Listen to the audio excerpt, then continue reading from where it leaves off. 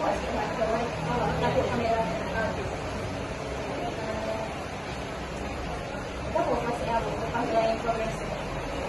Perasaan saya bila dalam program ni, saya rasa gembira. Lepas tu, saya rasa macam masih bahu berusaha nak buat yang terbaik. Sebab saya rasa selama ni saya rasa macam saya berusaha tak sangat.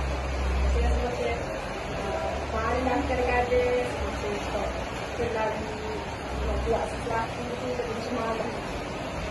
Okay. Kalau saya buat program ni nak join lagi? Kalau ada lagi, saya nak join lagi sebab saya rasa macam tak puas lagi. Kalau boleh, saya nak kalau boleh biar sampai kat lagi tu sampai pukul 5 ke atau apa. Sebab saya rasa seronok sangat dengan program ni. Alhamdulillah, saya pun seronok mengadap awak. Sangat positif.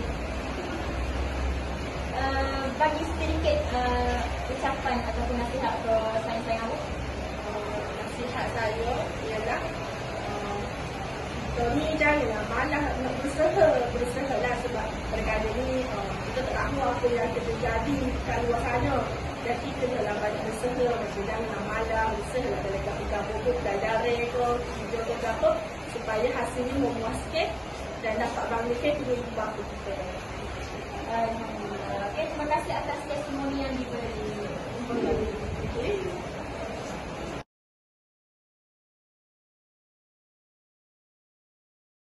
Tiga. Assalamualaikum.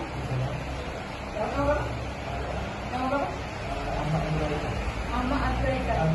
Amir Haikal. Apa boleh buat sikit apa ni? Terakhir ni masuk kamera tak dengar. Lepas tu soalan ni pendek. Tak mampu. Boleh deh. Okay. Saya nak buat soalan testimoni untuk program saya. Program kami je lah. Jadi saya akan tanya beberapa soalan. Saya awak boleh jawab apa. Jadi yang pertama, kan penyampaian seri. Okey. Saya rasa penyampaian seri pada hari ini kurang. Sebab Ahmad jelas. Jelas. Alhamdulillah. Okey. Bagaimana kuasa awak ni? Kalau sebuat lagi program